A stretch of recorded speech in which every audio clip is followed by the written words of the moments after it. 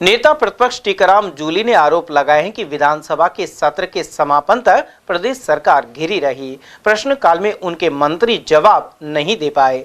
विशेष रूप से बच्चों को स्कॉलरशिप से जुड़े सवाल को जब जूली ने उठाया तो मंत्री अपनी बात नहीं रख पाए। उन्होंने यह भी कहा कि बिजली पानी पहली प्राथमिकता होनी चाहिए। इसके बावजूद यह सरकार बिजली पर चर्चा करवाने से डर रही है, साथ ही पूरक सवाल पूछने से भी रोका जा रहा है।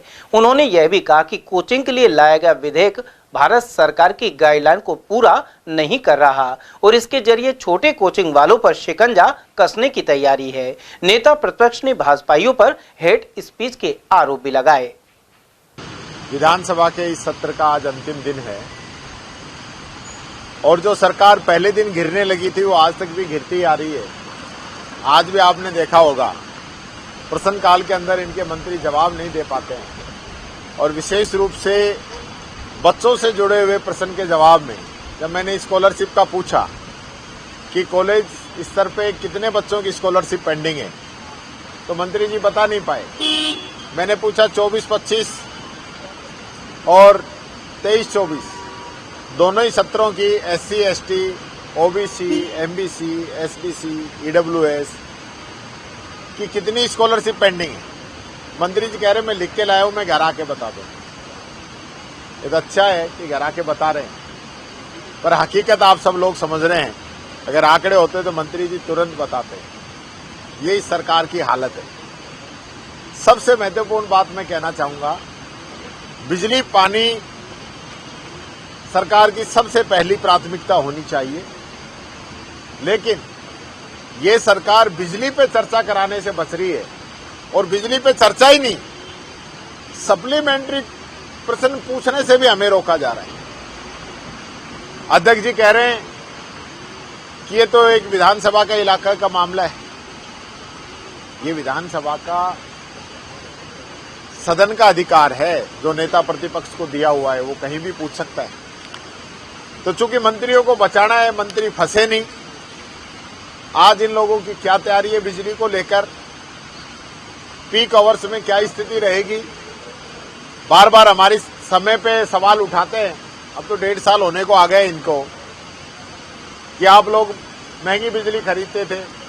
100 बातें कहते हैं, पर हमने चाहे महंगी बिजली खरीदी हो, जनता को अंधेरे में नहीं रखा। आज जो स्थिति सरकार में बन रही है, 24 घंटे का नाम लेने वाली सरकार 15-16 घंटे बिजली दे रही है। 6 घंटे की बात करने वाली सरकार 5 घंटे के आसपास बिजली दे रही है और वो भी ट्रिपिंग के माध्यम से। और जब गर्मी आएगी, हीट वेव चलेगी, बिजली की डिमांड बढ़ेगी, उस समय इनके पास क्या प्रबंध है, क्या इनकी व्यवस्थाएं हैं, उसको लेकर हम चर्चा करना चाह रहे थे। कार्य सलाहकार समिति के अंदर बार बार कहने के बावजूद हमें सरकार की तरफ से आश्वस्त किया गया था, अध्यक्ष जी की तरफ से आश्वस्त किया गया था कि बिजली पे चर्चा जरूर कराएंगे, लेकिन सरकार डर के भाग गई, बिजली पे चर्चा नहीं कराई। बिजली की स्थिति ऐसी है कि आज गांवों के अंदर कनेक्शन काटे जा रहे हैं, PHD के कनेक्शन। उसका बिल या तो ग्राम पंचायतें भरेंगी या नगर पालिका, नगर निगम भरेगा, जनता तो नहीं भरेगी ना। तो आप ये बिल क्यों काट रहे हो? एक एक पंचायत के अंदर 2-2, 4-4, 5-5 कनेक्शन काट देते हैं।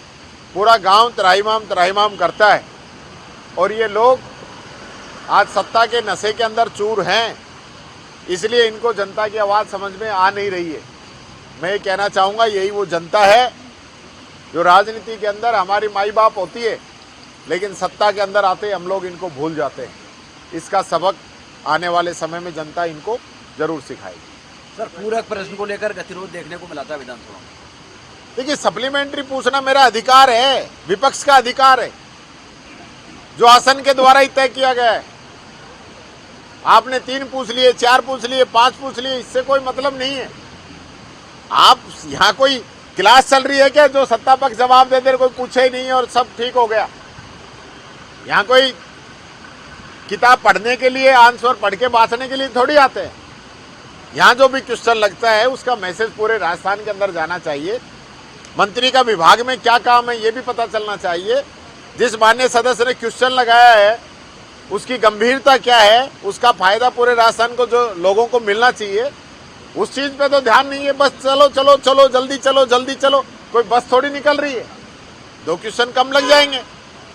लेकिन ये समस्याओं का आखिरी पड़ाव है। मैंने पहले भी कहा था, जब विधानसभा चलती है, विधानसभा के अंदर क्वेश्चन लगता है तो पूरे प्रदेश की जनता को बड़ी उम्मीदें रहती है और माननीय सदस्यों को भी रहती है कि मैंने क्वेश्चन लगाया है तो मंत्री इसका जवाब देगा। और ये कहना कि भाई आपकी पसंद का जवाब नहीं आएगा, हमें हमारी पसंद नहीं चाहिए। हम जो क्वेश्चन लग रहा है, आज इन्हीं के सदस्य क्वेश्चन लगा रहे थे। उदयपुर का जो क्वेश्चन है, इन्हीं के सदस्य कह रहे हैं कि हमारी बिजली पूरी नहीं आ रही। मैं तो उसी का पूछ रहा था कि ओवरलोड की आपकी क्या प्लानिंग है, नहीं पूछने दिया। आपका जो फसल बीमा से रिलेटेड था वो भी इनके सदस्य ने पूछा, तो उसमें मैंने यही कहा कि भाई किसान को बीमा मिलना चाहिए, कोई एक भी दिन ऐसा नहीं हो जो बीमा नहीं मिले। ये सारी चीजें सरकार इनसे बचना चाहती है। हमारी राजस्थान की शान है, उन्होंने जिस प्रकार से लड़ाइयाँ लड़ी, इतने घाव अपने शरीर पे रहते हुए भी वो लड़ाई लड़े। इसलिए कोई व्यक्ति क्या कहता है ये अलग बात है, लेकिन वो वीर हमारी धरती के लाल, और उन्होंने इस राजस्थान का, इस राजपुताने का नाम ऊंचा किया है। ये बात मैं कहना चाहूँगा। एक बात मैं और कहना चाहूँगा कि लगातार जो इतिहास से छेड़छाड़ कुछ लोग कर रहे हैं, चाहे वो कोई भी हो, जिन लोगों का इतिहास के अंदर जो भी योगदान है, किसी का कम होगा, किसी का ज़्यादा होगा, किसी का अच्छा होगा, किसी का गलत होगा, लेकिन इतिहास को आज जिस प्रकार से तोड़ मरोड़ के पेश किया जा रहा है, जो बातें बोली जा रही हैं, उन पे लगाम लगाने की ज़रूरत है। और ये हेट स्पीच जिस प्रकार से बीजेपी की, अभी आपने देखा होगा ना, जो एक्स का नया आया ग्रोक, वो ऐसी ऐसी पोल खोल रहा है बीजेपी की कि बीजेपी वाले छुपते घूम रहे हैं। अब उसको भी कह रहे होंगे कि भाई इसको भी कांग्रेस ने बनाया है, पर वो हकीकत है कि हेट स्पीच कौन दे रहा है, कौन अपने वादे पूरे नहीं कर रहा है। अब ये तो सबको ही पता है ना, मोदी जी ने कहा था किसान की आमदनी दुगुनी करूंगा, तो ग्रोक बता दे तो इसमें गलती क्या है। इन्होंने कहा सबको पक्का मकान मिलेगा, 2 करोड़ युवाओं को रोजगार मिलेगा, जो जो वादे नहीं करने थे, महंगाई का, भ्रष्टाचार का, आतंकवाद का, गंगा मैया का, पता नहीं क्या क्या कहा था, चीन को लाल आंख दिखाने का। पर हकीकत क्या है? अब वो तो मशीन है, वो उसको तो डरा नहीं सकते, दबा नहीं सकते। तो इसलिए बीजेपी घबराई हुई है, बीजेपी की पोल खुलने लग गई है। इनके पास कोई मेरा तोड़ नहीं है, इसलिए कुछ ना कुछ ऐसे कहते रहते हैं। मैं तो चाहता हूँ ये जवाब दें, जनता के प्रति इनकी जवाबदेही रहनी चाहिए। आज कोचिंग को लेकर महत्वपूर्ण विधेयक सरकार लेके आ रही है, उसके लिए मैं कहना चाहूँगा, आज जो विधेयक ये सरकार लेके आई है, न तो सुप्रीम कोर्ट की गाइडलाइन पूरा कर रहा है, न हाई कोर्ट की गाइडलाइन पूरा कर रहा है, न भारत सरकार, जिसकी डबल इंजन की सरकार बताते हैं, भारत सरकार की जो गाइडलाइन है उनको पूरा कर रहा है। और छोटे जो कोचिंग वाले हैं उन पे शिकंजा कसने के लिए, और बड़े जो कोचिंग वाले हैं, बड़े जो मुख्यमंत्री कहते हैं बड़े मगरमच्छ, उनको फ़ायदा देने के लिए लेके आ रहे हैं। ये आधा अधूरा बिल लेके आए हैं। मैं ये कहना चाहूँगा, ये जनता के हित में नहीं है, छात्रों के हित में नहीं है, ये सभी कोचिंग संस्थानों के हित में भी नहीं है कुछ के अलावा। इसलिए इसको वापस सरकार को देखना चाहिए। और जब हम कोई बिल लेके आ रहे हैं, जितने सुसाइड लगातार हो रहे हैं, अभिभावकों को लूटा जा रहा है, उस दिशा में भी सोचना चाहिए। एक फॉर्मेलिटी पूरा करना चाहती है सरकार, जो कि हम इसका पुरजोर विरोध करेंगे इस बिल का। ये अंदर देख तो रहे हो आप, इनके मंत्रियों को क्या जवाब दे रहे हैं, यही नहीं पता हमें करना क्या है। कांग्रेस ने बोर्ड बना दी इसलिए नहीं भरेंगे, वाह भाई वाह, ये क्या बात होगी। कई ऐसी चीजें हैं जो वसुंधरा जी ने पालनहार योजना शुरू की थी, और जिस दिन पालनहार योजना शुरू की उसमें 3000 मेंबर थे, उसके लाभार्थी थे।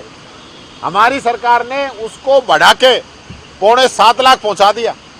स्कीम अच्छी थी, हमें आगे चलानी चाहिए। आज ये लोग सिर्फ इस नाम पे इंदिरा गांधी शहरी रोजगार गारंटी इन लोगों ने बंद कर दी। इंदिरा गांधी अन्नपूर्णा किट इन लोगों ने बंद कर दी। हमारे स्मार्टफोन योजना इन्होंने बंद कर दी। ऐसी कितनी योजनाएं 20 से 25 के बीच में योजनाएं हैं जो इन लोगों ने बंद कर दी, जिनका सिर्फ इसलिए कि ये कांग्रेस की योजनाएं। तो इसलिए ये सरकार की मंशा साफ नहीं है। अभी तो पता ही नहीं है करना क्या है। चिट्ठी पर्ची का इंतजार रहता है, दिल्ली से पर्ची आ जाएगी तो कल ही बोर्ड बना देंगे।